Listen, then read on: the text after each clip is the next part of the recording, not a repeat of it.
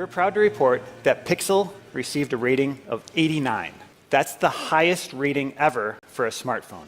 HTC U11 camera, the highest and the only one with the highest score. DxOMark has issued Pixel 2 an unprecedented score of 98.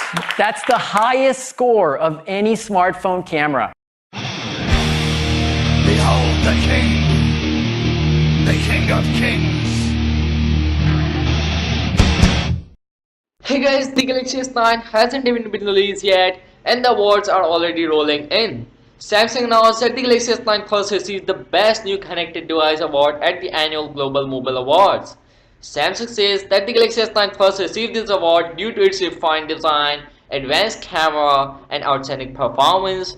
The company received more than 30 awards for various products and services at the Mobile Congress 2018 in Barcelona. Apart from the Galaxy S9, several Samsung devices and technologies were also recognized at the 2018 Global Mobile Awards. Its mobile payment service, Samsung Pay, received the Best Mobile Innovation for Payment award in recognition of it being an industry-leading service. The Gear VR with controller was recognized as the best mobile VR or AR device for setting the standard for VR experiences. Samsung launched this headset last year and it's the first Gear VR that ships with a dedicated controller. The company hasn't launched a new Gear VR headset with the Galaxy S9 because the flagship is compatible with last year's headset.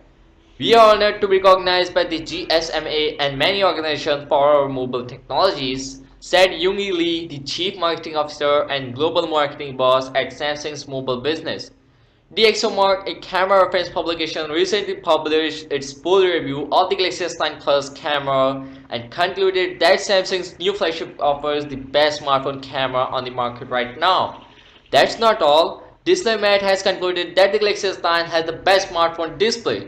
The Galaxy S9 has already proven to be an award-winning product from Samsung, even though it hasn't been released.